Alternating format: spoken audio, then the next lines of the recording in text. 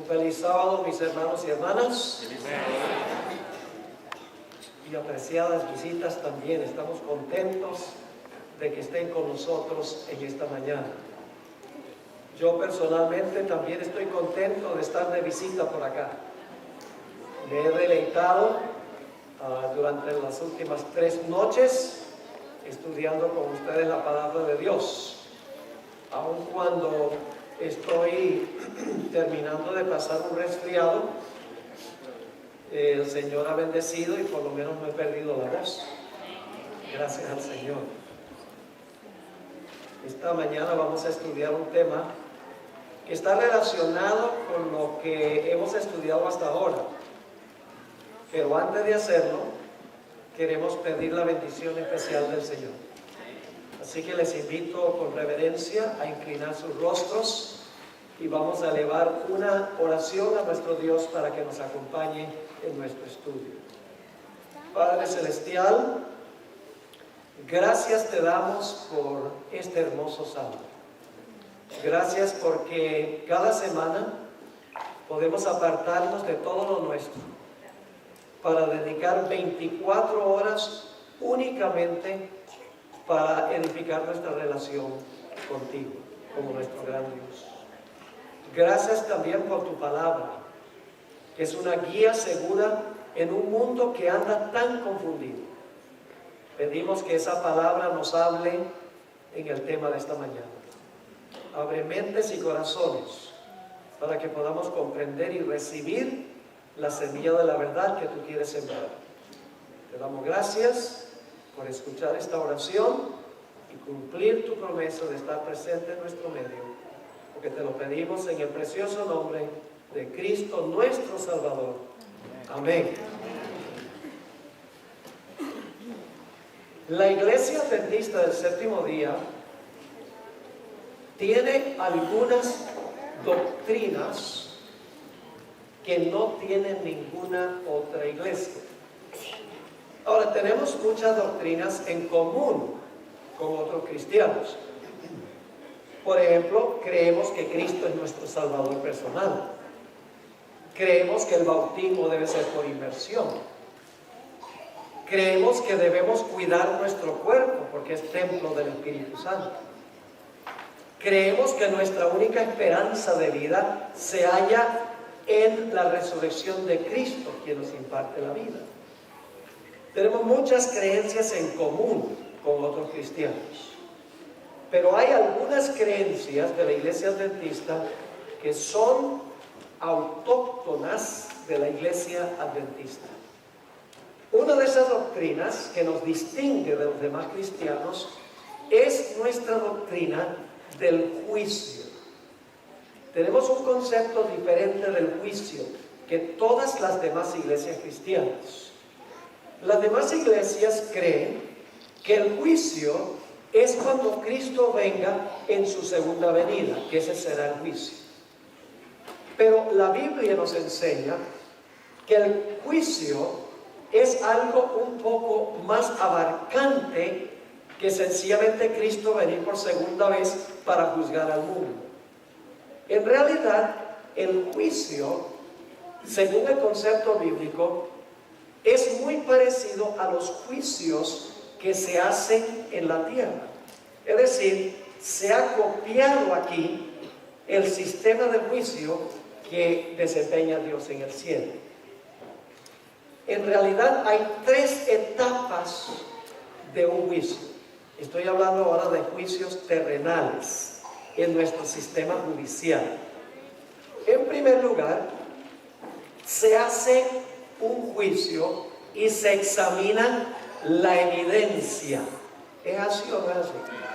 El abogado defensor defiende, el abogado acusador acusa, y entonces se examina la evidencia para ver y determinar si la persona es inocente o si la persona es culpable.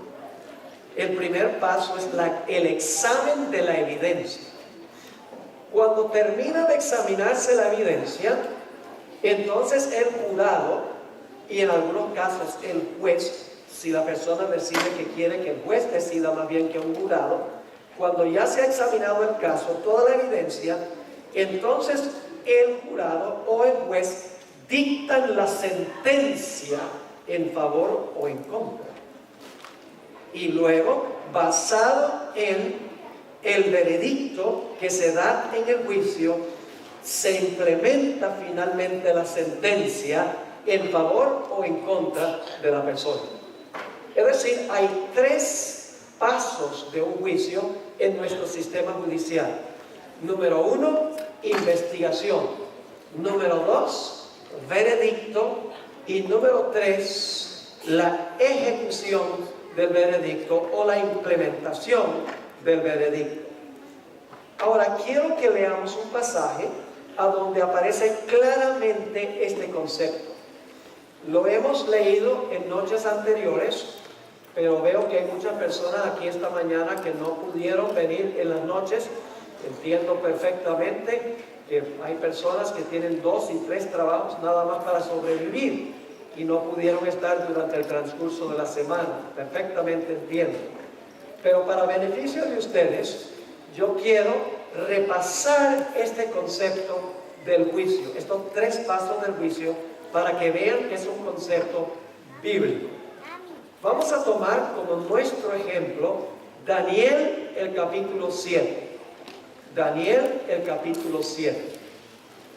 Ahora, antes de hablar del juicio en Daniel 7, necesitamos seguir la cadena o la secuencia de eventos en Daniel 7.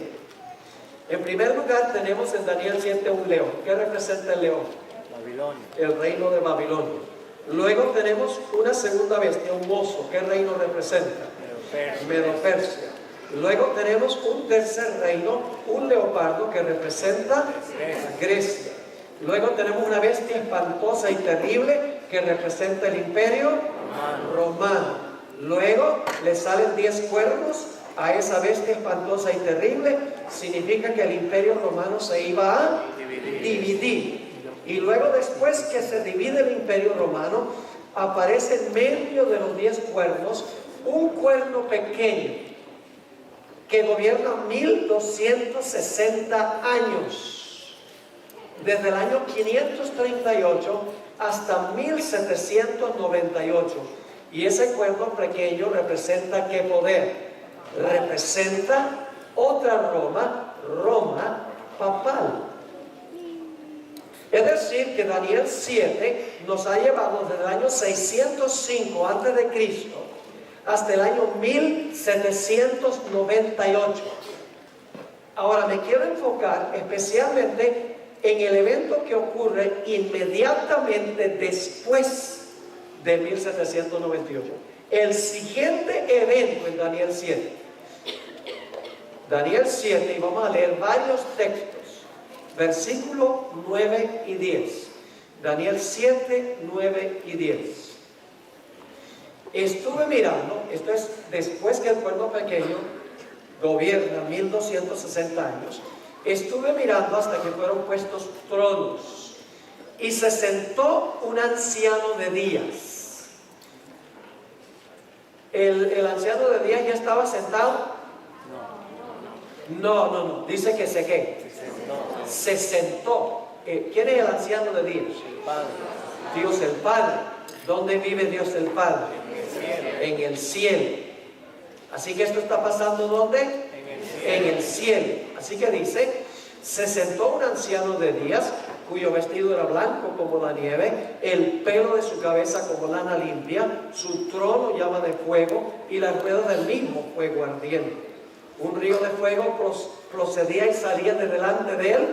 Millares de millares le servían y millones de millones asistían delante de él. ¿Quiénes son esos? Los ángeles. ¿Dónde viven los ángeles? En el cielo. ¿Dónde está pasando esto? En el cielo. Muy bien. Sigue diciendo, el juez se sentó. ¿Quién es el juez? El anciano de días. El juez se sentó y los libros se abrieron. ¿Qué se va a hacer con los libros? Examinar la evidencia.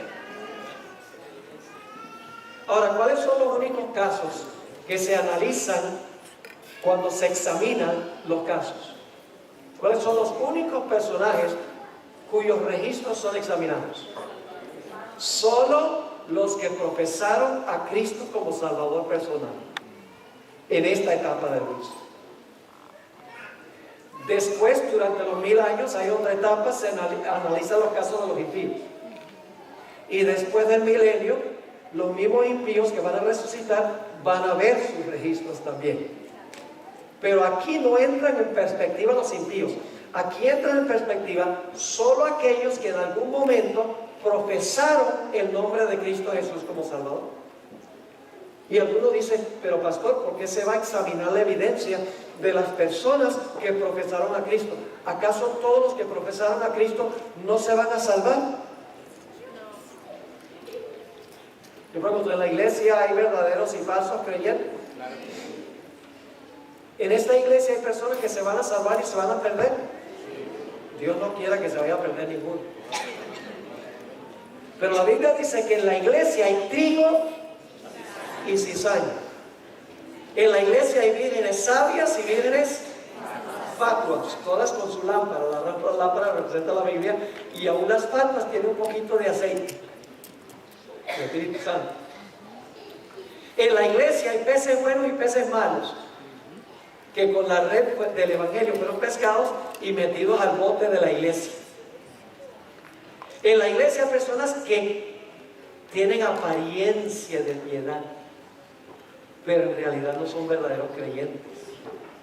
En la iglesia hay personas que dicen Señor, Señor, hacen milagros y dan profecías y echan demonios, y Jesús va a decir, yo no los conozco a ustedes. Yo pregunto entonces, hay que examinar los registros para ver quiénes en verdad eran seguidores de Jesús. ¿Cómo no? Esa es la investigación. Ahora, sigamos leyendo lo que sucede aquí. Vamos al versículo 13. Versículo 13. Ahora va a suceder algo interesante. El anciano de días entró, se sentó, el juez, se abren los registros, pero ahora pasa algo muy interesante. Versículo 13 dice, miraba yo en la visión de noche, y he aquí con las nubes del cielo venía uno como un hijo de hombre. ¿Quién es ese? Jesús mismo se llamó, ¿qué cosa? Varias veces se llamó hijo del hombre. Entonces, ¿este es quién? Jesús. ¿A dónde iba Jesús en esta visión? Dice, venía uno como un hijo de hombre que vino hasta la tierra. Y ustedes están diciendo, ¿qué versión está leyendo, pastor? Sería la versión de Bor revisada. ¿Qué es lo que dice? ¿Vino hasta dónde? Hasta el anciano de días. ¿A dónde está ocurriendo esto? En el cielo. Es decir, el Hijo del Hombre no viene a la tierra aquí, sino que el Hijo del Hombre va en el cielo, a donde está el anciano de días. ¿Y a qué va Jesús allá? Aquí, ¿cuál es el propósito de ir Jesús? El juez se sienta, los registros ahora se van a examinar, y Jesús ahora va para recibir algo. ¿Qué es lo que va a recibir? Vamos a continuar leyendo el versículo 14. Dice, y le fue dado. ¿Quién se lo dio? ¿Un ángel? No. El que se lo está dando, él va al anciano de días. El anciano de días le va a dar algo. ¿Qué le va a dar? Dice, y le fue dado dominio, gloria y ¿qué? Reino. ¿A dónde se le da reino a Jesús? ¿En el cielo o en la tierra? En el cielo. Los cristianos de otras iglesias no creen que el reino es dado a Cristo en el cielo. Ellos sencillamente dicen, cuando Cristo venga, Él se va a ganar el reino. Pero lo que no entienden, claramente revelado en este pasaje, es que el reino se le da, el veredicto se le da a Jesús en el cielo antes de la segunda venida de Cristo. ¿Está entendiendo? Ahora, ¿qué significa que Jesús va al anciano de días para que el anciano de días le dé el reino? ¿Qué es el reino? Eso tenemos que preguntarnos. ¿Qué es el reino? Quiero leerles una cita que encontramos en Primeros Escritos, página 280, para que ustedes vean cuál es el reino. Y algunos dicen, bueno, ¿por qué usa el Espíritu de Profecía? Porque el Espíritu de Profecía va a confirmar lo que estamos leyendo de Daniel 7. Lo amplía y lo explica de una forma sencilla. El Espíritu de Profecía no fue dado para darnos nueva luz, sino para esclarecer la luz que ya está en la Biblia. Para ayudarnos, para corregirnos cuando cometemos errores en nuestra interpretación de la Biblia. Para eso fue dado. No fue dado para tomar el lugar de la Biblia, sino para ayudarnos a entender mejor la Biblia. Ahora, fíjense esta cita. Está hablando del momento cuando se cierra la puerta de la gracia, cuando se da el veredicto, se le da el reino a Jesús. Dice, todos los casos habían sido fallados para vida o para muerte. Todos los casos habían sido examinados. Se había determinado quiénes se van a salvar. Y claro, automáticamente, si se establece quiénes se van a salvar, automáticamente se sabe quiénes se van a perder.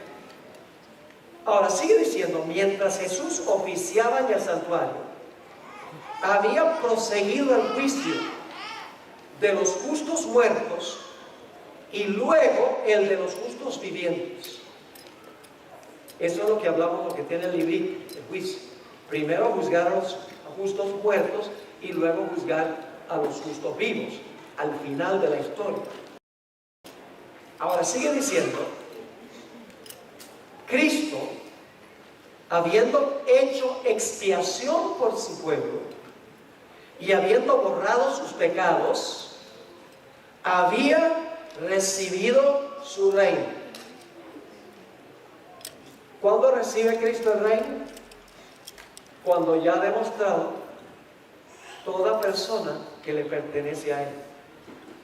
Ahora fíjense lo que sigue diciendo la cita. Dice, habiendo hecho expiación por su pueblo y habiendo borrado sus pecados, había recibido su reino. Estaba completo el número de los súbditos de su reino. ¿De qué es el reino? El número de los súbditos del reino. ¿Cómo se decidió quiénes eran súbditos de su reino? En la investigación. Es decir, cuando se terminen de examinar todos los casos y Jesús demuestre quiénes son suyos y quiénes no son suyos, el Padre le da a Jesús su reino y su reino se compone de su pueblo.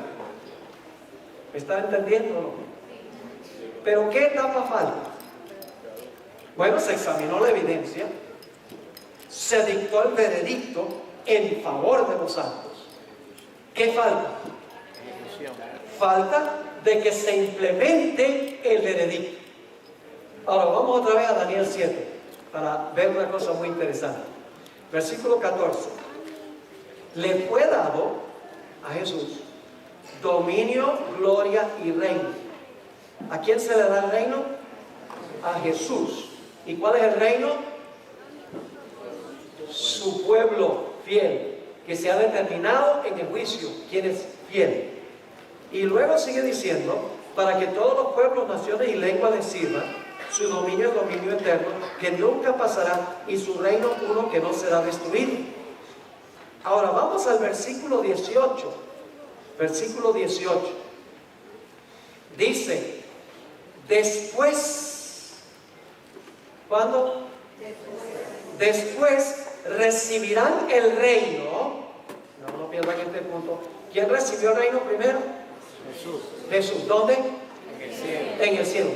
Pero el veredicto fue pronunciado en favor de ¿quiénes? De los santos. De los hijos de Dios. Así que dice aquí, versículo 18, después recibirán el reino ¿quiénes? Los santos del Altísimo. Y poseerán el reino hasta el siglo, eternamente y para siempre. Amén. Ahí se implementa la sentencia. Ahora vamos un momentico, un poco más adelante, al versículo 21. Versículo 21, otra vez la misma idea.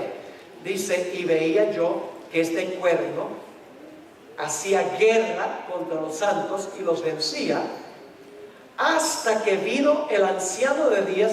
¿Vino a dónde? ¿A la tierra o en el cielo?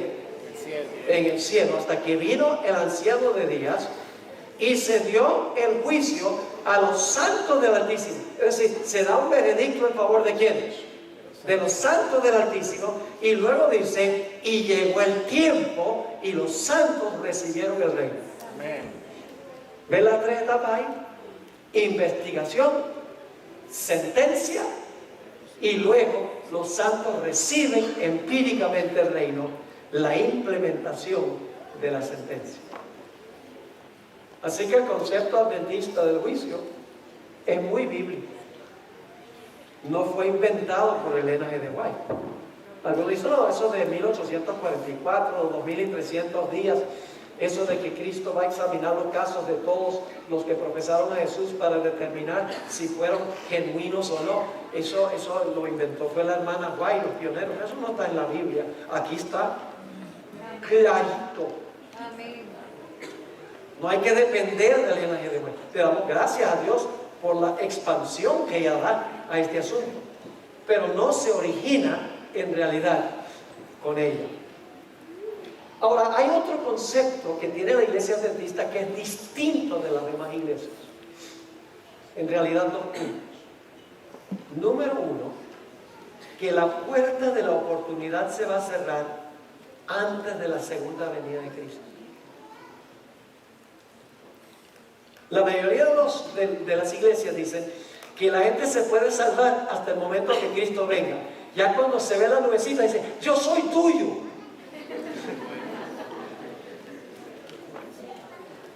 Pero no es así. Cristo va a recibir su reino ¿dónde? En el cielo.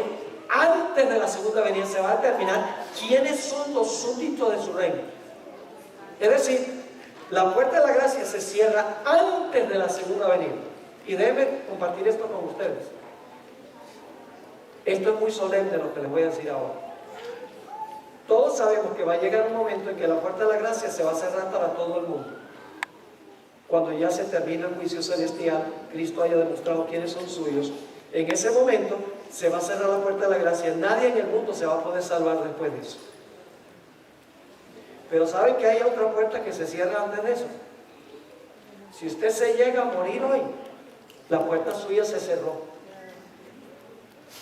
Eso es solemne. Porque algunos dicen, ay, hay que prepararse para el cierre de la puerta de la gracia. Sí, está bien.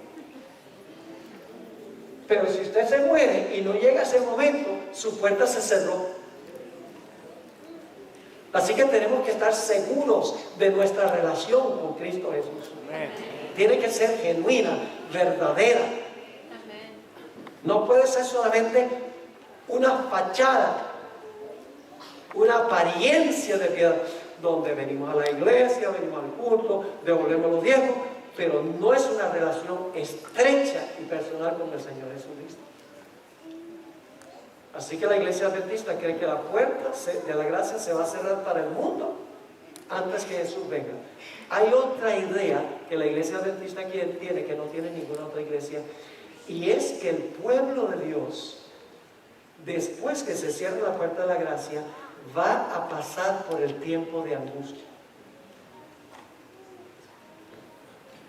¿Qué creen la mayoría de las iglesias? Digamos los pentecostales, los carismáticos, los bautistas, ¿qué creen ellos? Ellos creen en el rapto. Es decir, los fieles en la iglesia, Cristo se los va a llevar al cielo antes de la gran tribulación. Y cuando venga el tiempo de angustia, todos los cristianos fieles están disfrutando del cielo. Y la tribulación es para los pobres judíos, como si no han sufrido lo suficiente ya.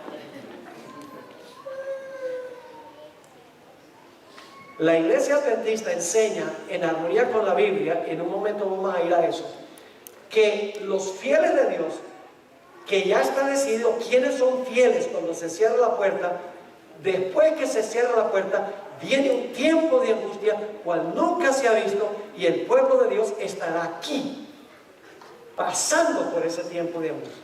Amén.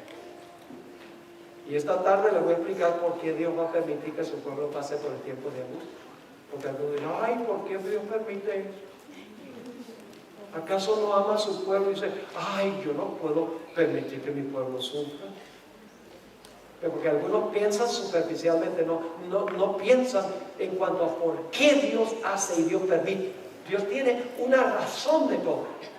Él tiene una razón por la cual permite que su pueblo pase por el tiempo de angustia. Ahora, en los minutos que nos quedan, ¿les quedó claro lo que hemos estudiado hasta ahora? Amén. Déjenme mencionar un punto más que se me viene a la mente en este momento. Yo pregunto, una persona que ha sido perdonada, ¿Dios le puede revocar el perdón?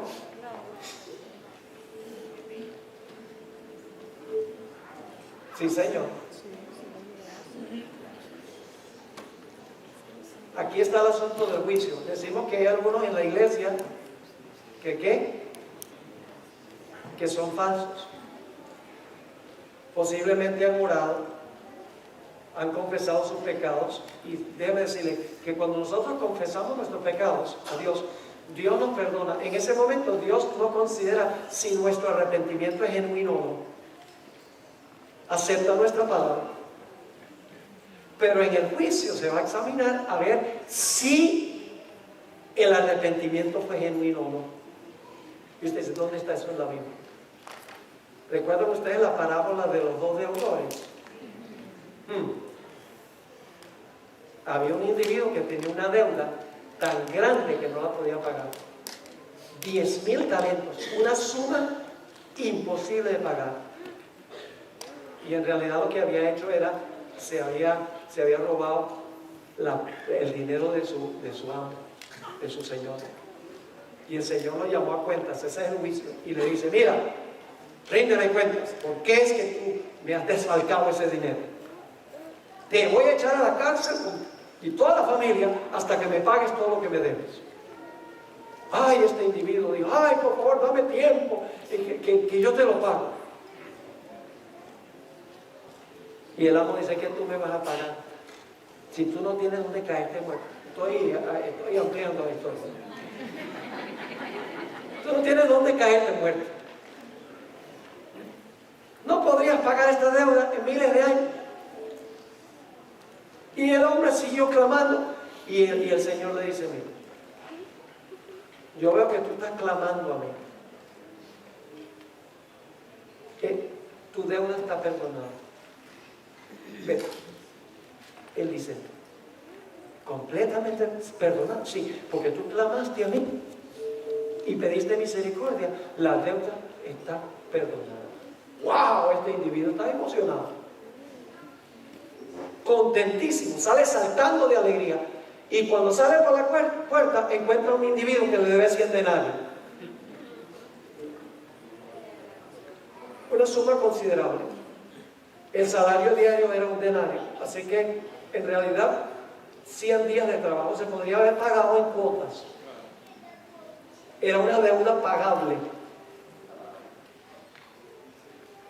Y le dice, págame lo que me debes. Y el individuo hace lo mismo con él. Le dice, ay, por favor, dame tiempo que yo te lo pongo. ¿Qué tiempo ni qué pan caliente? Págame lo que me debes. Y dice en la parábola que lo agarró por el cuello y lo estaba ahorcando. Pues resulta que los siervos del Señor, que son los ángeles que registran nuestras acciones, fueron y le contaron al Señor, le dijeron, ¿sabe lo que pasó con ese hombre que te perdonaste la deuda tan grande que no podía pagarla él? Y él se encontró un individuo que le debía poquito y lo agarró por el cuello, lo agarró por el cuello y lo estaba ahorcando. El Señor dice, tráiganme a ese individuo acá. Y lo traen. Y el Señor le dice, mira, yo no te perdoné a ti una deuda que tú jamás podrías pagar. Ah, sí, muchas gracias, dice él.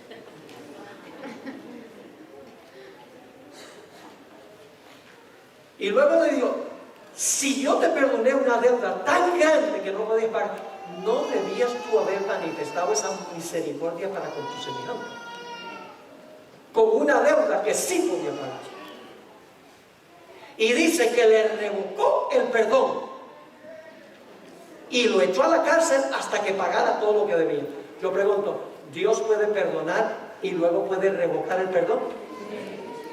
Miren, las acciones de ese hombre demostraron que sus lágrimas eran de cocodrilo. Estaba triste, no porque le había robado el dinero al Señor, sino por el castigo que le iba a caer. No estaba en verdad arrepentido, y se demostró que su arrepentimiento no fue genuino por la forma como trató a su semejante. Entonces yo pregunto, cuando se examinen los casos en el juicio, ¿se va a encontrar muchas personas que profesaron a Jesús que se les va a revocar el perdón? Sí, Señor. Por eso el Padre nuestro dice, perdónanos nuestras deudas, así como perdonamos a nuestros deudores. Así que si usted no perdona a sus deudores, no estoy diciendo que si alguien le debe dinero, debe perdonarlo. No estamos hablando de eso. Hay que pagar nuestras deudas financieras.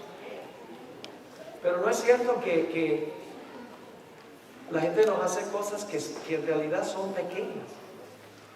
Dios nos ha perdonado tan grande a nosotros. ¿Cómo no vamos a perdonar las insignificancias de la gente contra nosotros? Ahora vamos a examinar estos 3 puntos de tiempo: cierre de gracia, el tiempo de angustia y luego la segunda venida de Jesús. Ese es el orden: cierre de la gracia, tiempo de angustia y luego Dios recompensa a su pueblo. Ahora vamos a dar varios ejemplos bíblicos de esto, y vamos a encontrar en cada ejemplo que vamos a dar. Esta mañana vamos a dar algunos, y por la tarde les voy a dar otros ya mucho más contundentes aún que los que vamos a estudiar esta mañana. Siempre en cada ejemplo que les voy a dar hay un remanente fiel. En segundo lugar, siempre el remanente tiene enemigos que quieren acabar con él. En cada ejemplo, el pueblo de Dios, el remanente, pasa por un terrible tiempo de angustia. En cada caso, la fe del pueblo de Dios es severamente probada en el tiempo de angustia. En quinto lugar, Dios se demora en contestar las oraciones de su pueblo, porque su pueblo está diciendo: los enemigos nos van a destruir, Señor. Esta angustia es terrible. Parece que tú nos has abandonado. Y Dios no va a contestar inmediatamente. Dios va a demorar responder las plegarias de su pueblo. Y esta tarde vamos a ver que hay una razón por la cual Dios no responde inmediatamente. Hay una demora. Pero finalmente el último punto es que después de la demora, Dios libra a su pueblo. Ahora vamos a nuestro primer ejemplo. Son varios y vamos a ver hasta dónde nos llega el tiempo hoy, porque necesitamos ir a comer la comida que perece.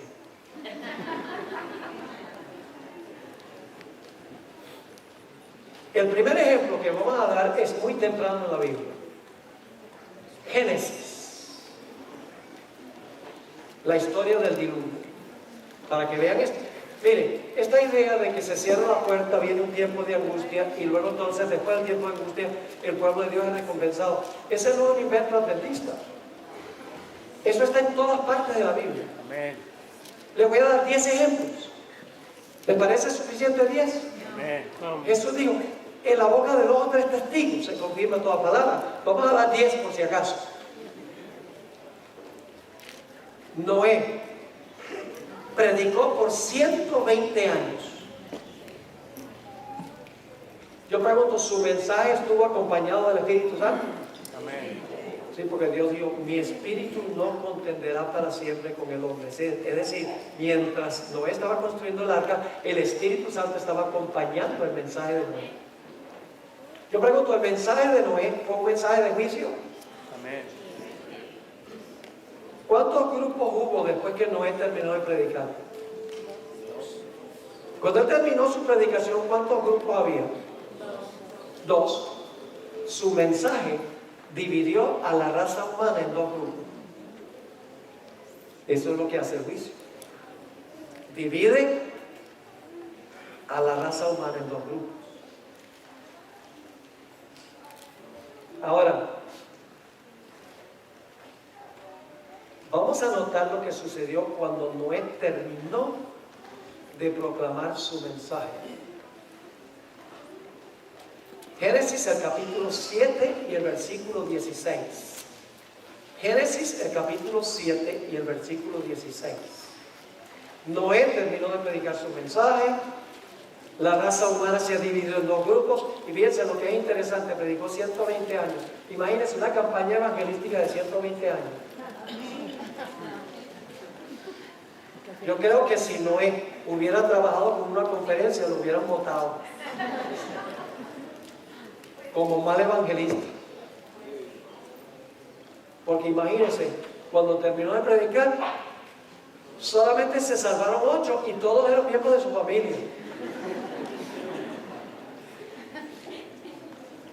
Fracaso. Mire, Dios no nos pide que miremos los resultados. Dios nos pide que prediquemos. Pero estamos tan ansiosos de números, muchos, sí, muchos. ¿Por qué razón?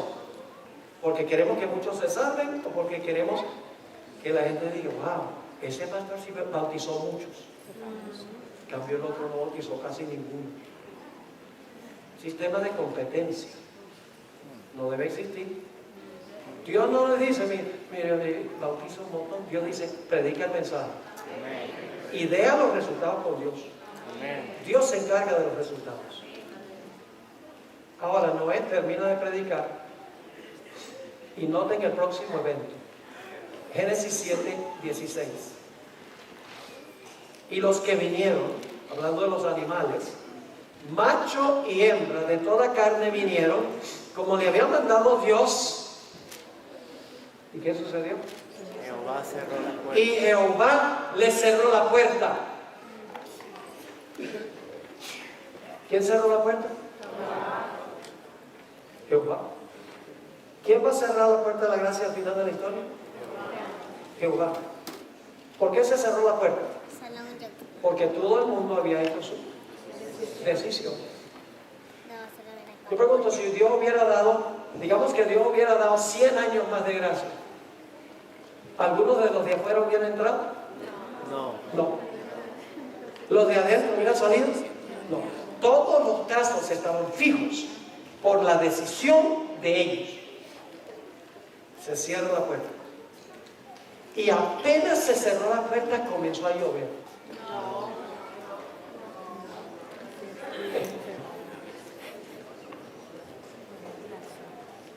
Hermanos y hermanas, ¿ustedes nunca han pensado por qué es que Dios dejó a Noé y a su familia en ese barco lleno de animales? Imagínense cómo habrá olido. Por 7 días sin que lloviera.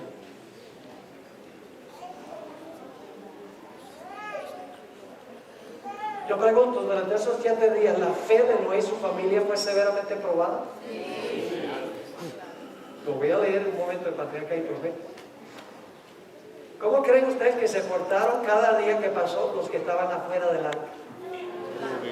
Cada día más violentos.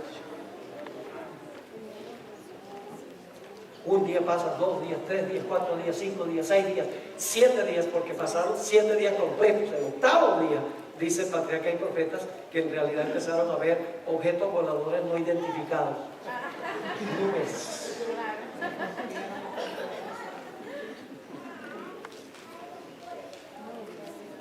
Pero entre cuando se cerró la puerta y cuando comenzó a llover, hay un tiempo de angustia para los que están en el arca pensando, wow, 1 día, 2 días, 3 días, 4 días, 5 días, 6.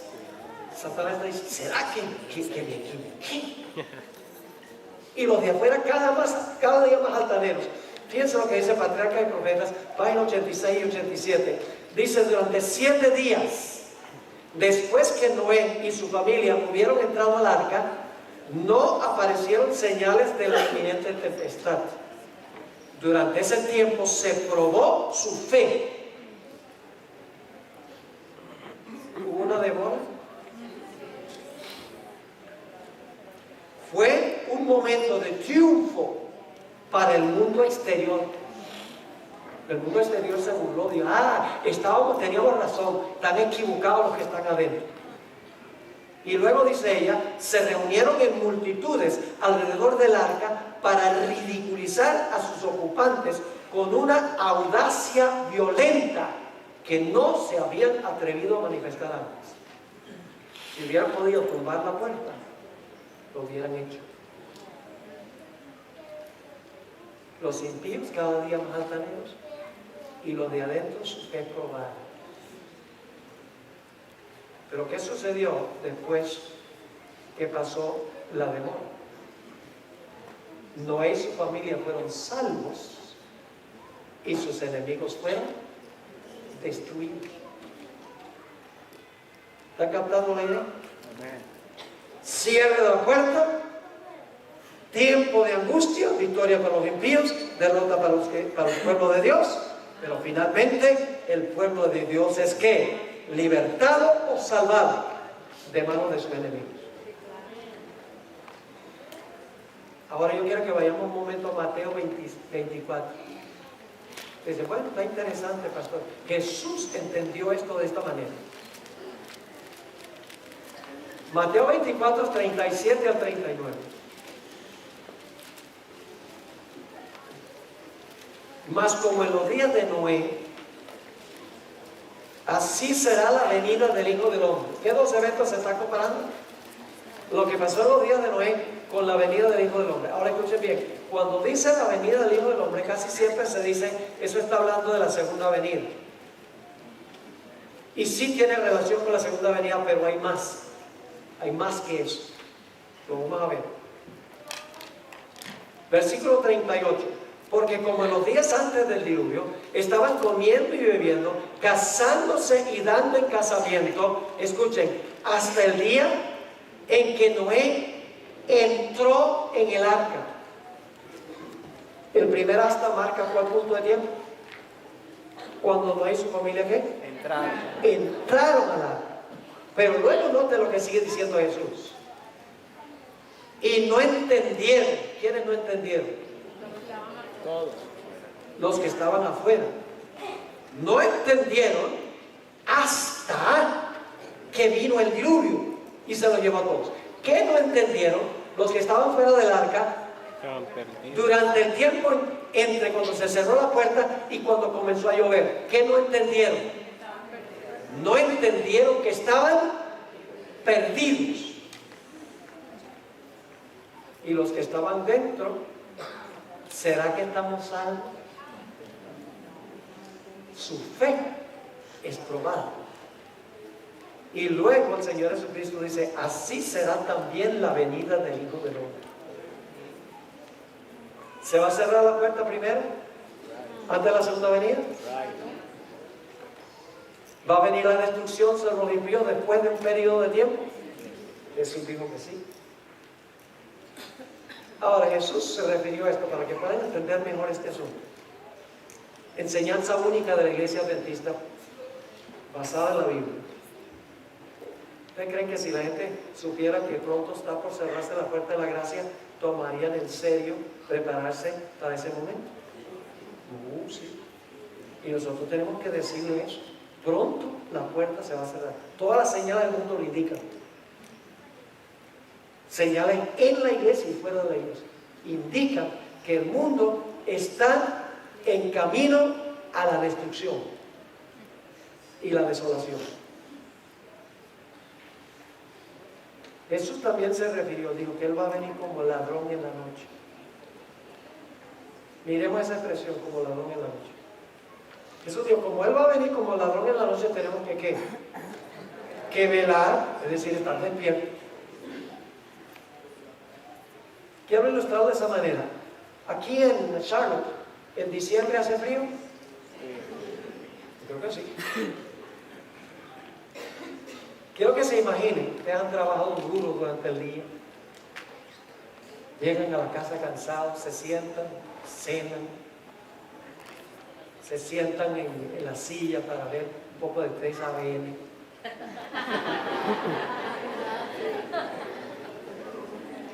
Y se duermen ahí en la silla. Me voy a acostar. Y entonces usted se acuesta, baja el termostato, quiere dormir debajo de las cobijas así sabrosito. Y entonces se mete debajo de las cobijas y cuando ya está por dormir dice, se me olvidó trancar la puerta. Ay, está tan rico aquí calientico debajo de las cobijas. Yo llevo 25 años viviendo en esta casa y nunca ha venido el ladrón. Se queda debajo de la cobija. Se duerme. Y esa noche, cuando no está velando, llega el ladrón y encuentra la puerta abierta. Dice, esto es demasiado bueno para ser verdad. Entra a la casa, se roba el celular, se roba el dinero que consigue por ahí y el televisor, gloria a Dios.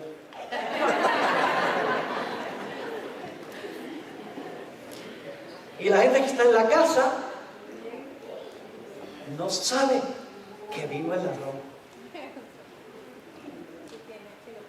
¿Cuándo descubren los que están en la casa que vino el ladrón? Cuando se despiertan por la mañana, pero ya en ese momento es demasiado tarde. ¿Están entendiendo? La venida de Jesús como ladrón no es la segunda venida de Jesús. Es el cierre de la puerta de la gracia.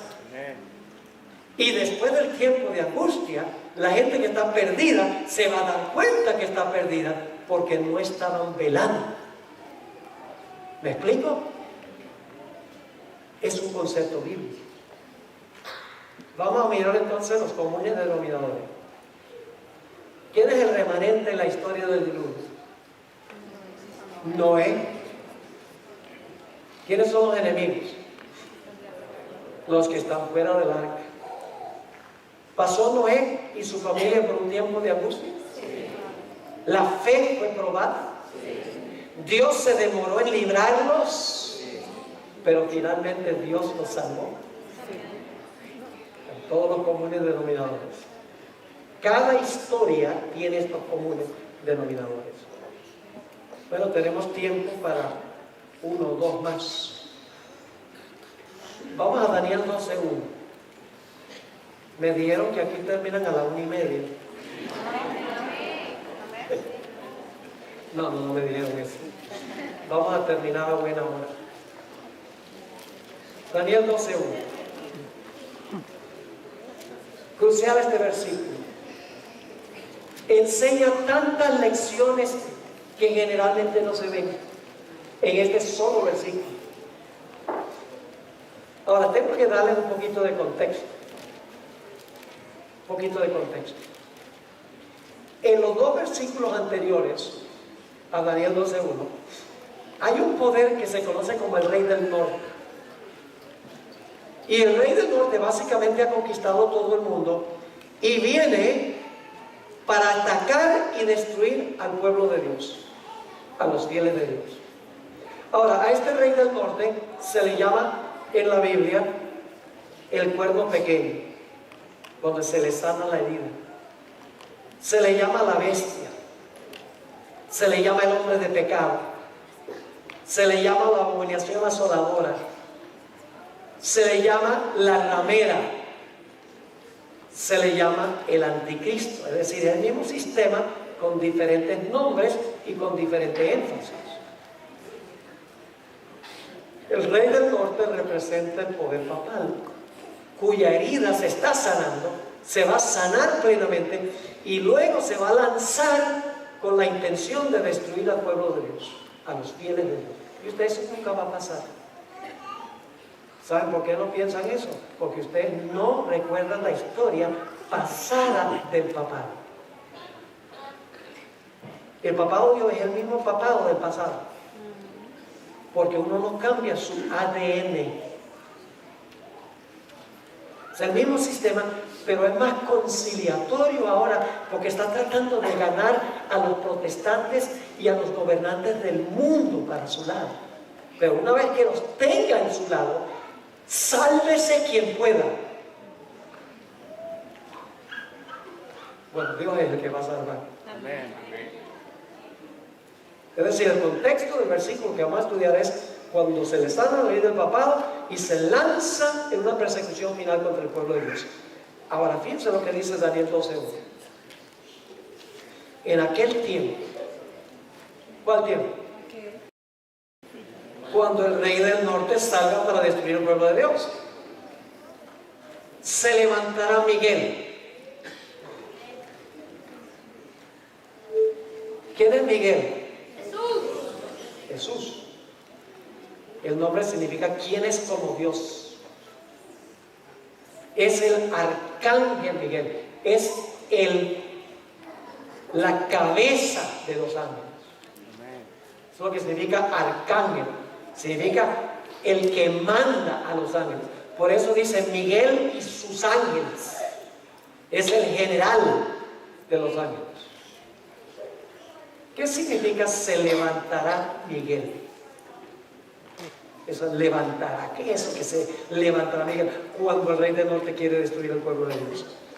Tenemos que ir a otros versículos que nos ayudan a entender qué significa levantarse. Ahí mismo en Daniel 11 está la misma expresión. Vamos a Daniel 11 y el versículo 2 y 3. Fíjense, la Biblia se explica sola. Qué lindo método de estudiar la Biblia. La Biblia se autoexplica comparando un texto con otro, porque el Espíritu Santo ha colocado en la Biblia todo lo que necesitamos para entender la Biblia. No hay que depender de comentarios. No tengo nada contra comentarios, pero si no tuviéramos comentarios y estudiáramos con disciplina la Biblia, podríamos entender la Biblia. Amén. Todo versículo de la Biblia podríamos entender. Daniel 11, 2 y 3. Y ahora yo te mostraré la verdad. He aquí que aún habrá. Lamentablemente esta palabra habrá en la misma palabra levantará, pero se traduce diferente. Dice, he aquí que aún se levantarán 3 reyes en Persia. ¿Qué significa? Que de aquí en adelante se van a levantar 3 reyes en Persia. 3 reyes van a gobernar o a reinar en Persia. Sigue diciendo, y el cuarto se hará de grandes riquezas más que todos ellos, y al hacerse fuerte con sus riquezas, levantará a todos contra el reino de Grecia. Y luego dice, se levantará luego un rey valiente. ¿Qué significa que se va a levantar un rey valiente? Para reinar, porque dice, el cual que dominará con gran poder y hará su voluntad. ¿Qué significa entonces levantarse? Significa comenzar a reinar. Noten un texto más que usa la palabra levantará. Daniel 8:22. Daniel 8 y el versículo 22. Está hablando del cuerno notable que el macho cabrío, que representa a Alejandro Magno, fue quebrado y luego su reino fue dividido en 4. Dice allí en Daniel 8:22, y en cuanto al cuerno que fue quebrado y sucedieron 4 en su lugar, significa que, ¿qué cosa? 4 reinos se levantarán de esa nación. ¿Está claro? ¿Qué significa levantarse? Significa comenzar ¿a qué? Comenzar a reinar.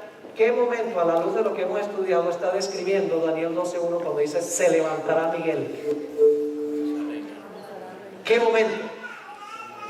el momento cuando Dios el Padre le da su reino. Porque ya se ha mostrado en el juicio quiénes son súbditos de su reino.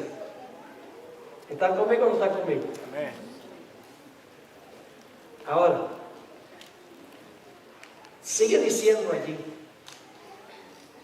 hablando del cierre de la gracia, cuando el reino de Cristo está completo, porque ya se ha hecho examinación, se ha mostrado quién es genuino y quién no es. ¿Para qué se levanta Miguel? Para reinar. Pero ¿saben para qué más? Para proteger a su pueblo. ¿Por qué necesita proteger a su pueblo? ¿Dónde está su pueblo en este momento? La tierra. ¿Y Miguel? Sí. En el cielo. Porque el reino le daba a Jesús, ¿dónde? En el cielo. En el cielo, según Daniel 7. Dice, se levantará Miguel, el gran príncipe que está de parte de los hijos de tu pueblo. Alguna versión dice que es el protector de tu pueblo. ¿A qué se levanta? A reinar sobre su reino, que son sus súbditos, pero sus súbditos están en peligro de que el rey del norte los destruya. Así que Miguel se va a levantar para defenderlos. Y luego dice que algo va a pasar. Dice, ¿y será qué cosa? Tiempo de angustia, cual nunca fue desde que hubo gente hasta entonces. ¿Dónde va a estar el pueblo de Dios durante el tiempo de angustia? Aquí. Lo dice clarito. Ahí está el cierre de la gracia. En ese momento Jesús se levanta para reinar sobre su reino. Está en el cielo, su reino está completo. El Padre le ha dado el reino en veredicto. Pero el pueblo de Dios está en la tierra y va a haber un tiempo de angustia terrible y el pueblo de Dios va a estar aquí. Pero ¿qué va a pasar al final del tiempo de angustia? Aquí viene la buena nueva. Dice, pero en aquel tiempo será que libertado tu pueblo, todos los que se hallen escritos en el libro. ¿Cuándo fueron escritos en el libro? Cuando creyeron. Cuando creyeron. Pero ¿qué pasó en el juicio cuando su caso se examinó? Permanecieron. Su nombre fue retenido en el libro de la vida. Es una alusión de que hubo un juicio antes que retuvo sus nombres en el libro de la vida. Ahora, yo pregunto entonces, déjame leer esta cita, Exaltada Jesús, página 320. Dice la sierva del Señor, en el libro de la vida están escritos los nombres de todas las personas que alguna vez se entregaron a Dios. ¿Cuánto está en el libro de la vida? Si usted se bautizó, recibió a Cristo como Salvador y se bautizó, su nombre está en el libro de la vida. No importa si usted es un creyente genuino o falso, su nombre está escrito ahí. Claro, en el juicio se va a examinar si su nombre se puede retener ahí. A propósito del juicio. Sigue diciendo. En el libro de la vida están escritos los nombres de todas las personas que alguna vez se entregaron a Dios y actualmente se están revisando sus caracteres delante de Él. Los ángeles de Dios están pesando su valor moral. Observan el desarrollo del carácter de los que viven actualmente. Dios está examinando los caracteres, dice, para ver si sus nombres se pueden retener en el libro de la vida. ¿Está claro? Yo pregunto, ¿es posible que un nombre sea borrado del libro de la vida? Apocalipsis 3:5 habla de la posibilidad de que un nombre sea borrado del libro de la vida. Claro, los cristianos hoy en día dirían, no, eso no es posible porque una vez que tú te salvas ya no te puedes perder. Es decir, que cuando tú te salvas ya no tienes libre albedrío. Ya tú no puedes escoger perderte. Escogiste salvarte y ya perdiste la libertad de escoger. La Biblia enseña eso. La Biblia dice, el que perseverare hasta el fin, este será salvo. No es el que comienza bien, Yo conozco gente que ha empezado una carrera y van bien adelante. Y van tan rápido que a la mitad de la carrera están con la lengua afuera y ya no pueden más. Y los que vinieron lento, como la fábula de la liebre y la tortuga, el lento finalmente llega. Ahora vamos entonces a mirar aquí. ¿Quién es el remanente fiel en Daniel 12:1? Los que el rey del norte quiere destruir. ¿Tienen un enemigo que los quiere destruir? Sí. ¿Hay un tiempo de angustia para el pueblo de Dios? ¿La fe de ellos va a ser probada? ¿Cómo no? ¿Dios se va a demorar en librarlos? Todo el tiempo de angustia Dios se va a demorar para librarlos. Pero finalmente el pueblo de Dios será librado. ¿Ven todos los comunes denominadores en Daniel 12:1? Qué tremendo versículo. Le voy a dar solo un ejemplo más. Tengo varios más que quería darles, pero el tiempo se está yendo muy rápido. Dicho sea de paso, prometí que cualquier persona que me da su correo electrónico o su dirección, le voy a mandar todos estos sermones escritos con lujo de detalle para que ustedes puedan estudiarlos después. Me interesa que los tengan. Nuestro ministerio pone todo inmediatamente en YouTube. Todo lo que hacemos lo ponemos en YouTube. Y la gente dice, ay pastor, ¿y eso no afecta a las ventas? Sí, pero nosotros no estamos en el negocio de las ventas. Nosotros estamos en el negocio de proliferar el mensaje. Y yo no tengo por eso ningún problema en poner todo en YouTube. La gente nos pregunta si lo puede traducir. Hay una persona que está traduciendo los materiales a árabe. Y dicen, ¿nos dan permiso? Digo, permiso, no necesitan permiso. Tradúzcanlo al idioma que sea, proliférenlos, contra que no los vendan. Porque ya poner un negocio a costillas de los demás es un problema. Pero si lo quieren copiar para regalar o lo quieren transmitir por televisión, radio, echen para adelante, como dicen en Venezuela. Echen para adelante, en estilo colombiano.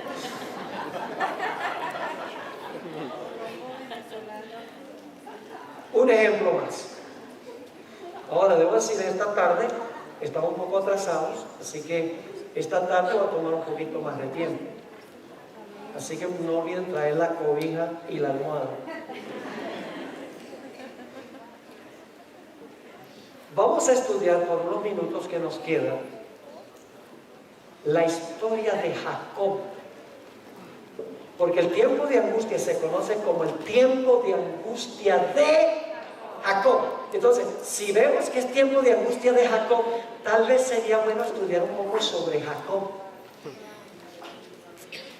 La historia se encuentra en Génesis 32. Vayan conmigo ahí. Génesis 32. Déjeme darle un poquito de trasfondo mientras ustedes están buscando, aunque se ponen los textos en pantalla. Jacob había pasado 20 años fuera de casa por haberle robado la primogenitura a su hermano y haber engañado a su padre. Terribles pecados. 20 años había pasado en exilio. Después de 20 años, Dios le dijo que regresara a su tierra. Y cuando estaba regresando, cuando estaba por entrar otra vez a su tierra, escuchó que venía su hermano Esaú con 400 hombres con la intención de destruirlo junto con su familia. Un remanente que tiene ¿qué? Enemigos, que quería destruir a Jacob. Porque cuando Jacob le robó la primogenitura, según Génesis 27:41, Esaú había dicho, yo hallaré a mi hermano Jacob y lo mataré.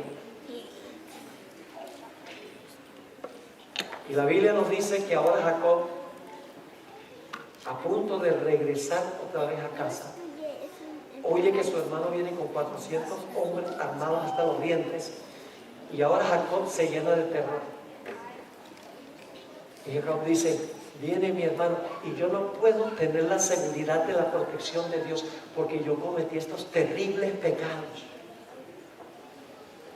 Yo no estoy seguro si Dios ha perdonado mis pecados de tal manera que yo pueda reclamar el pacto de que Él me proteja. Imagínense eso.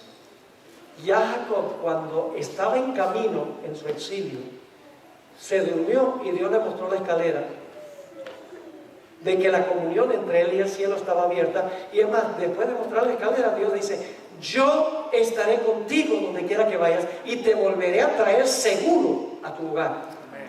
Dios le había prometido. Es decir, Dios le había dicho a Jacob: tu pecado está perdonado. Pero Jacob no fue capaz de perdonarse él mismo. No se sentía perdonado. Esto nos enseña una gran lección a nosotros, hermanos y hermanas. Nosotros no debemos creer que Dios nos perdonó porque nos sentimos perdonados, sino porque Dios dice que lo estamos. Amén. Es uno de los problemas que tiene. Ay, no, yo no siento que Dios me perdona. Entonces yo le pregunto: ¿usted ha confesado, se ha arrepentido y ha confesado sus pecados? Ay, sí, pastor, pero no me siento perdonado. Yo le digo, la Biblia dice: si confesamos nuestros pecados, Él es fiel y justo para perdonar nuestros pecados y limpiarnos de toda maldad. Es su promesa. Si usted los confiesa, reclame la promesa y no le haga caso a sus emociones. La gente vive demasiado por emoción. No debemos creer que estamos perdonados porque lo sentimos, sino porque Dios lo dice. Jacob no fue capaz de perdonarse el mismo, está recriminándose todavía 20 años después. Imagínense qué miserable estuvo durante esos 20 años. ¿Qué paz hubiera tenido si hubiera estado dispuesto de aceptar el perdón de Dios? Pero dice: mi pecado fue tan grande que yo no puedo rogarle a Dios que me proteja porque he quebrantado el pacto. Y por lo tanto Jacob ahora va al rollo de Jaboc, ahí cerquita de donde estaba con la familia, y vacía su corazón en oración a Dios. Quiero que leamos esa oración de Jacob en Génesis 32 y el versículo 9 hasta el versículo 11. Y hay una palabrita clave aquí, una palabrita clave que ya la vimos en Daniel 12:1. Y dijo Jacob: Dios de mi padre Abraham y Dios de mi padre Isaac, Jehová, que me dijiste: vuélvete a tu tierra y a tu parentela y yo te haré bien. Y ahora note su actitud: menor soy yo que todas las misericordias y que toda la verdad que has usado para con tu siervo. Es decir, yo no soy nada para reclamar nada de tu parte, porque yo soy un pecador. Sigue diciendo: pues con mi cayado pasé este Jordán y ahora estoy sobre 2 campamentos. Y luego, ¿cuál es la siguiente palabra en el versículo 11? Líbrame. Líbrame. ¿Líbrame de qué? De la ira del enemigo, de mi hermano. Líbrame. Dame la seguridad de que te vas a cumplir tu pacto, de que he recibido perdón. Está luchando de si Dios lo ha perdonado o no, aunque Dios lo ha perdonado. Líbrame ahora de la mano de mi hermano, de la mano de Saúl, porque le temo, no venga acaso me hiera la madre con los hijos. Líbrame de mi enemigo. ¿Están viendo Daniel 12:1 aquí? ¿Está pasando por un tiempo de angustia Jacob? Sí. ¿Cuánto tiempo dura el tiempo de angustia? Toda la noche. Hay una demora. Pero ya cuando está por amanecer, viene un individuo y empieza a luchar con Jacob. Y Jacob al principio cree que es el enemigo. Y lucha con este personaje. Y en Génesis no identifica quién es el personaje. Dice un varón. Pero vamos a ver otro texto que sí lo identifica. Y un texto muy importante. Y Jacob está luchando con este varón. Y cuando está amaneciendo, el varón le dice: Jacob, suéltame, que amanece. Y Jacob, a pesar de que le ha descoyuntado el muslo y está en un dolor terrible, Jacob no piensa en el dolor. Se aferra de este personaje dice: no te soltaré hasta que me bendigas. Y luego el personaje dice: Jacob, déjame ir, no te soltaré hasta que no me bendigas. Y entonces este personaje dice a Jacob, ya él se ha dado cuenta que este es un personaje sobrenatural, que este no es un enemigo humano. Y le dice: ¿cuál es tu nombre, Jacob? Oh, yo me llamo suplantador. Porque la palabra Jacob significa suplantador. ¿Saben por qué le pusieron ese nombre? Porque la Biblia dice que cuando nació estaba agarrado del tobillo del hermano porque quería nacer de nuevo, primero. Quería suplantar a su hermano en el nacimiento. Y por eso Esaú dijo: bien llamaron a Jacob, que me ha robado la primogenitura, me suplantó. Pero ahora ha luchado con este personaje. Y el personaje dice: ¿cuál es tu nombre? Dice: me llamo Jacob. Dice: ya tu nombre no será más llamado Jacob. Le cambió el nombre: tu nombre será llamado Israel. Porque has luchado con Dios y con los hombres y has prevalecido. Amén. Y lo bendijo ahí. Ahora surge la pregunta: ¿con quién estaba luchando Jacob?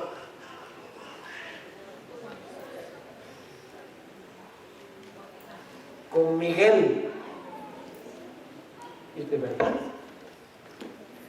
Vamos al libro de Oseas, el capítulo 12 y el versículo 4. Oseas 12 y el versículo 4.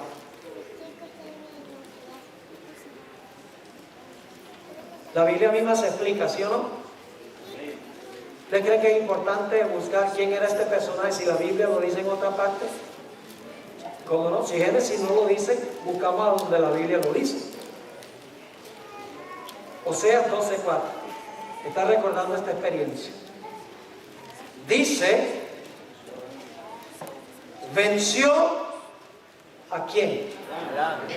Al ángel. ¿Con quién estaba luchando? Ángel, con mayúscula la palabra ángel. No era un ángel, era el ángel de Jehová, que es una expresión que se refiere a Cristo. Ahora, Cristo no es un ángel común y corriente, no fue creado como los ángeles. Sencillamente la palabra ángel significa mensajero. Jesús es el mensajero del Padre. Dice: venció al ángel y prevaleció. Lloró y le rogó. En Betel le halló y allí habló con nosotros. Este ángel era Dios. Y usted dice: ¿cómo sabemos eso? Porque nos dice en Génesis 32 que Jacob le puso un nombre a ese lugar. Vuelvan a Génesis 32:30, nuestro último texto en nuestro estudio de esta mañana. Solamente anotamos 3 ejemplos y faltan 7. ¿Qué les ha parecido? Amén. Interesante esta perspectiva bíblica. Génesis 32:30. Después que luchó con el ángel y prevaleció, dice: y llamó Jacob el nombre de aquel lugar Peniel. Se compone de 2 palabras hebreas: Pen, que significa rostro, y el, Dios. Y cuando está la letra I es el posesivo. Significa rostro de Dios. ¿Por qué le puso Jacob el nombre a ese lugar, rostro de Dios? Porque dijo: vi a Dios cara a cara y fue librada mi alma. Amén. ¿Con quién estaba luchando Jacob? Con el ángel de Jehová, quien es Dios. ¿Y cuál es el nombre de ese ángel? Miguel. Ahora, no se pierdan el próximo emocionante episodio, porque hay otros relatos a donde el mismo ángel libra. Termino diciéndoles esto, muy importante este punto. La palabra librar aparece solo en 3 capítulos de Daniel. Solo en 3. Daniel 12:1 está hablando del final de la historia. Daniel 3 y Daniel 6. ¿Qué relato tenemos en Daniel 3? Los jóvenes en gloria. ¿Hay un remanente ahí? Me adelanto. ¿Tienen enemigos? ¿Pasan por un tiempo de angustia? ¿Ustedes no creen que meterse a un horno ardiente es un tiempo de angustia? La fe fue probada. Hebreos 11 dice que sí. ¿Dios los libró inmediatamente? No, los dejó en el horno. Pero finalmente Dios los libró. Amén. Ahí se usa la palabra librar. Daniel 6 es el otro capítulo. Tiene que haber otra conexión entre Daniel 3, Daniel 6 y Daniel 12:1. Los únicos capítulos donde se usa la palabra librar. En Daniel 6 hay un remanente. ¿Quién es? Daniel. ¿Tiene enemigos? Oh, los que le dicen al rey, da un decreto de que nadie puede hacer una petición a Dios o hombre por 30 días. Quieren acabar con el remanente. ¿Pasa Daniel por un tiempo de angustia? ¿Ustedes no creen que ser echado en un foso de leones sería un tiempo de angustia? Oigan, fue probada severamente la fe de Daniel. Se usa, el rey Darío dice, Dios lo libró porque confió en su Dios. Amén. Confiar es fe. Dios se demoró en librarlo, lo dejó toda la noche ahí, pero finalmente lo libró. Amén. Sí, y estas historias prefiguran lo que va a pasar con el pueblo de Dios mundialmente al final de la historia, como veremos esta tarde. ¿Cómo le parece? La Biblia es extraordinaria, pero de nada vale sencillamente conocer estas cosas aquí en la cabeza. Nos incumbe a nosotros tomar una decisión de que vamos a ser fieles y vamos a seguir al Señor Jesucristo, Amén. cueste lo que cueste. Yo quiero preguntar a los que ya son bautizados en esta mañana o en esta tarde ya, ¿cuántos quieren que yo tenga una oración para que Dios nos ayude a tener la fidelidad que tendrá ese remanente que describe estas historias en la Biblia? ¿Quieren que yo ore? Por eso, ¿por qué no se ponen de pie si ustedes quieren que yo tenga esa oración? Ahora, para eso tenemos que cumplir ciertas condiciones. Tenemos que pasar tiempo con Jesús, menos con el televisor y más con Jesús. Hay que orar más y estudiar más y testificar más. Debemos fortalecer nuestra relación con Cristo Jesús. Se me ocurre también preguntar en esta mañana si hay alguien aquí que aún no ha sido bautizado, como dice la Biblia. La Biblia dice que el bautismo debe ser por inmersión, sepultado en las aguas, para salir en novedad de vida. Esta tarde a las 6 vamos a tener un bautismo. Si no han visto un bautismo bíblico, les invito para que puedan ver ese bautismo. Pero se me ocurre preguntar en esta mañana si hay alguien aquí que no ha pasado por esa experiencia del bautismo y quiere decirle al Señor Jesús: Señor Jesús, yo quiero prepararme para el bautismo y yo quiero que tú anotes mi nombre en el libro de la vida. Amén. Y que retengas ese nombre ahí. ¿Hay alguien que no ha sido bautizado que le gustaría levantar la mano y decir eso? Pasa aquí al frente, que yo voy a orar por ti. ¿Sigue alguno más que quiere decirle sí a Jesús? Esto no es una obligación. No estoy tratando de torcerles el brazo. Es un privilegio. Amén. Es un privilegio el llamado que te hace Jesús. No te sientas obligado. Qué glorioso privilegio nos da el Señor Jesucristo. Amén. ¿Alguien más antes de que tengamos la oración? Quiero incluirte en esta oración. No significa que te vas a bautizar a las 6 de la tarde, porque se exige una preparación. Pero significa que hoy estás decidiendo que te vas a preparar para ese momento. ¿Alguien más antes de la oración? Gloria a Dios por estas almas preciosas. Jesús hubiera venido a morir por una sola.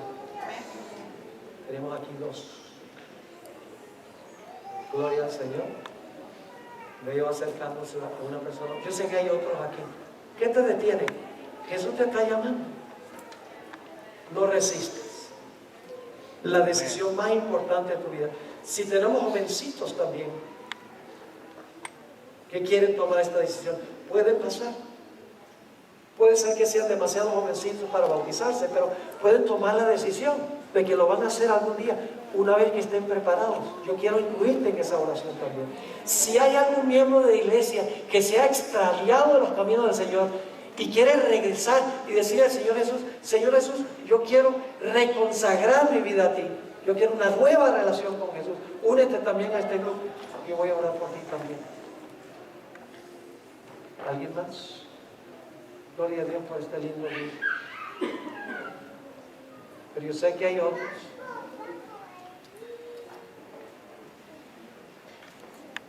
Acérquense. Vengan al frente. Yo voy a orar por ustedes. Quiero tenerlos aquí cerca. Gloria a Dios. Dios les bendiga. ¿Alguien más? No quiero clausurar la reunión sin darle la oportunidad a cada persona, también los que están viendo a través de la computadora. Donde quiera que estés, tú puedes tomar esta decisión también. Te animo a que lo hagas. Gloria a Dios. Gloria al Señor. Algunas de estas personas reconsagrando su vida al Señor, otras tomando decisión de entregarse al Señor Jesús a través del bautismo por primera vez. Solo unos instantes más y voy a tener la oración para pedir que Dios bendiga la decisión de estas personas que han respondido a este llamado en el día de hoy. Hay gozo en el cielo. Amén. Por un pecador que se arrepiente, aquí hay varios. Amén. Gloria a Dios por eso. Amén. El Espíritu Santo ha orado por los corazones. Voy a tener ahora una palabra de oración. Tenemos jovencitos aquí también uniéndose al grupo. Gloria a Dios. Voy a tener una oración. Si durante la oración aún deseas venir al frente para responder al llamado, te pido que por favor, te imploro que por favor escuche la voz de Jesús y vengas aquí al frente para unirte a este grupo. Oremos. Padre Celestial, te damos gracias porque nos has llamado de las tinieblas a tu luz admirable. Te doy gracias, Padre, por las decisiones que han sido tomadas por estas iglesias representadas aquí, de reanudar nuestra experiencia con Jesús, de estar fuertes, inconmovibles en nuestra relación con el Señor Jesús. También te doy gracias por las personas que han estado escuchando a través del internet, que han tomado también su decisión. Yo no las puedo ver, pero tú sabes quiénes son y a dónde están. También te agradezco por estas personas que han venido al frente respondiendo a tu llamado. No he sido yo, ha sido tu Espíritu. Amén. Te ruego, Señor, que aquellos que están tomando su decisión de bautizarse, que no se desanimen ni por un instante. Mantenga alejado a Satanás de estas personas, para que puedan prepararse y puedan sellar su pacto con el Señor Jesús. Y aquellas personas que se han enfriado, que están renovando su voto con Jesús, bendícelos a ellos y ayúdalos, Señor, a perseverar hasta el fin. Amén. También hay personas aquí que no han respondido. Presión tal vez de la familia, del trabajo, presión de amigos, obstáculos. Te ruego, Señor, que tú toques sus corazones y antes que termine este día puedan también decidir sellar su pacto con el Señor Jesús. Amén. Gracias, Padre, por habernos acompañado. Amén. Y por escuchar y responder nuestra oración, porque te lo imploramos en el nombre y por los méritos de Cristo nuestro Salvador. Amén. Amén.